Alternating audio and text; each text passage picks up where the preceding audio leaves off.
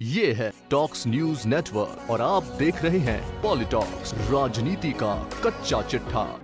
देश में आए लोकसभा चुनाव के नतीजों में पीएम मोदी की सुनामी एक बार फिर देखने को मिली है।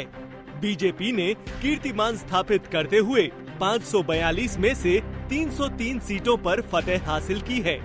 बीजेपी ने राजस्थान में 2014 की तरह क्लीन स्वीप करते हुए सभी 25 सीटें हासिल करने में सफलता प्राप्त की है। प्रदेश में केवल 6 महीने पहले ही सत्ता पर काबिज होने के बावजूद लोकसभा चुनाव में कांग्रेस का सुपड़ा साफ हो गया है। लेकिन इस चुनाव में मिली कांग्रेस प्रत्याशियों की हार उनके राजनीतिक करियर पर ब्रेक लगा सकती है। आइए जानते हैं कुछ ऐसे ही कांग्रेसी नेताओं के बारे में जिनके राजनीतिक अध्याय पर विराम लग सकता है। नमो नारायण मीणा। लगातार 2 चुनाव हार चुके नमो नारायण मीणा का चुनावी करियर भी ढलान की ओर है। उनकी उम्र भी अब आने वाले चुनाव में टिकट की दावेदारी के खिलाफ जाएगी। उन्हें इस बार टोंक सवाई माधोपुर लोकसभा क्षेत्र से बीजेपी के सुखबीर सिंह जौनपुरिया के हाथों हार का सामना करना पड़ा। 2014 में मीणा ने दौसा लोकसभा क्षेत्र से चुनाव लड़ा था, जहां वे तीसरे स्थान पर रहे थे।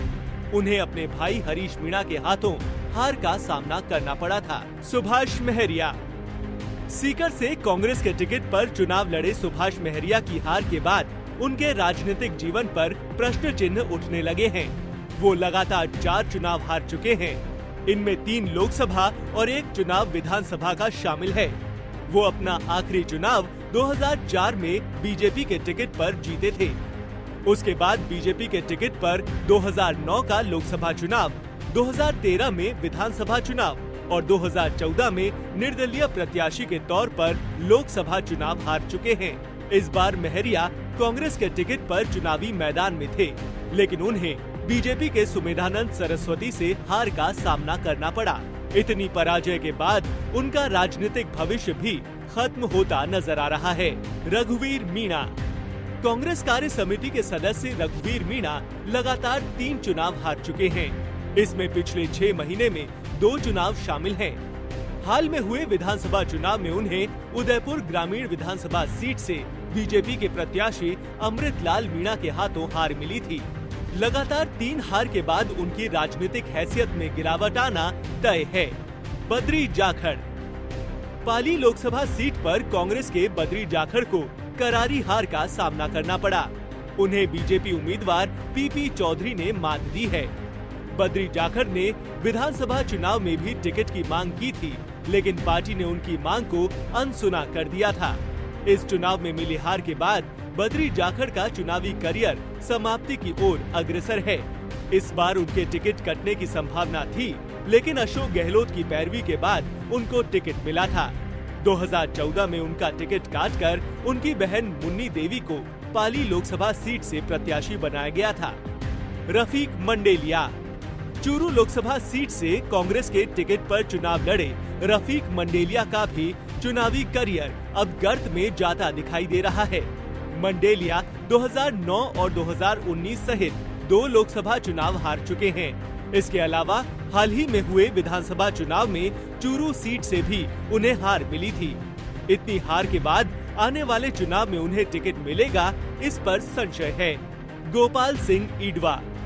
राजसमंद के पूर्व सांसद गोपाल सिंह ईडवा को पार्टी ने इस बार चित्तौड़गढ़ लोकसभा क्षेत्र से उम्मीदवार बनाया। यहां उनको बीजेपी उम्मीदवार सीपी जोशी ने भारी अंतर से मात दी है। गोपाल लगातार 2 चुनाव हार चुके हैं। 2 चुनाव हारने के बाद उनकी राजनीतिक स्थिति कमजोर हुई है।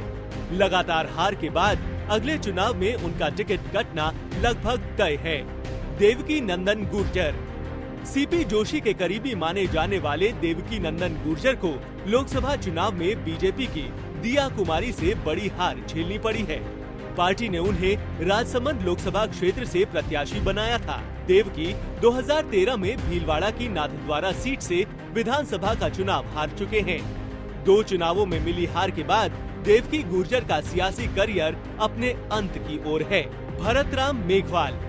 श्रीगंगानगर संसदीय सीट से कांग्रेस प्रत्याशी भरतराम मेघवाल को बीजेपी के निहाल चंद मेघवाल से बड़ी हार का सामना करना पड़ा है। ये हार उनकी लोकसभा चुनाव में लगातार दूसरी हार है। इससे पहले मेघवाल 2009 में यहीं से सांसद चुने गए थे। भरतराम मेघवाल को मिली लगातार 2 हार के बाद पार्टी अगले चुनाव में किसी नए चेहरे पर दांव खेल सकती है। रतन देवासी ने जालौर सिरोही लोकसभा क्षेत्र से चुनाव लड़ा था। उनका सामना बीजेपी के 2 बार के सांसद देवजी पटेल से था। चुनाव में बीजेपी प्रत्याशी देवजी पटेल ने उनको भारी वोट अंतर से मात दी है। हालांकि देवासी की ये लोकसभा चुनाव में पहली हार है, लेकिन वो इससे पहले 2 विधानसभा चुनाव हार चुके हैं।